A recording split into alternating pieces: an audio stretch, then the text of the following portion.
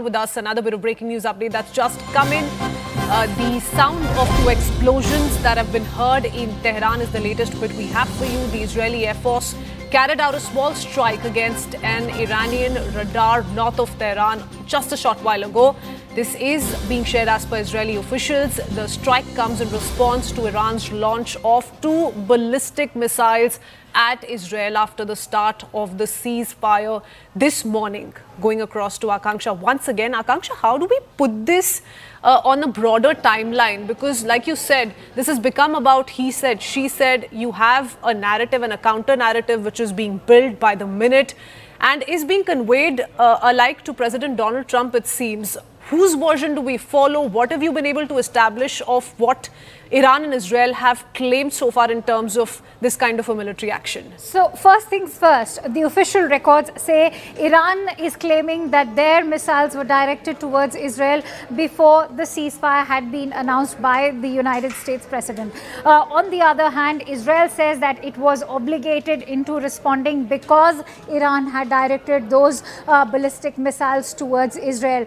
Whoever directed those missiles first, that aside, the fact of the matter remains that the situation continues to remain extremely volatile. It's also testing the US President's patience, which is clearly waning as he takes off for the NATO summit. Remember, he will be posed with questions with regards to the airstrikes that were conducted by the United States on those three key nuclear facilities. At the same time, Bibi needs to be answered as well. He's been claiming that he's the liberator of Iran. Will the Israeli Prime Minister bow down to this ceasefire that's been brokered in by the United States? Because as far as the Israeli Prime Minister is concerned, he's gone on to say that he will only calm down once Iran's nuclear program has completely ended, once there's liberation for the people of Iran, once the Iranian regime is completely diluted.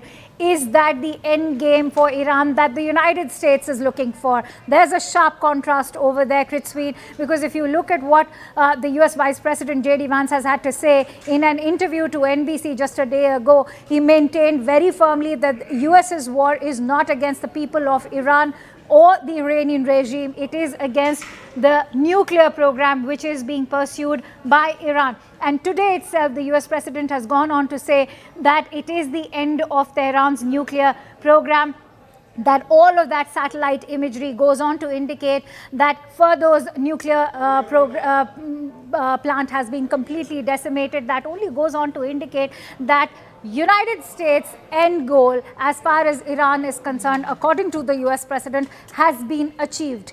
Is that something that the Israeli Prime Minister agrees with? Perhaps here's where the difference of opinion lies. Oh yes, absolutely. And what's going to be worrying for President Donald Trump in particular is also going to be the fact that if at all these latest Israeli strikes aimed at Iranian radar system happened after Donald Trump claimed that Israel is not going to attack Iran any further, it indeed puts a question mark to the kind of mediation claim he's been making to the entire conflict. Akanksha, stay on with us.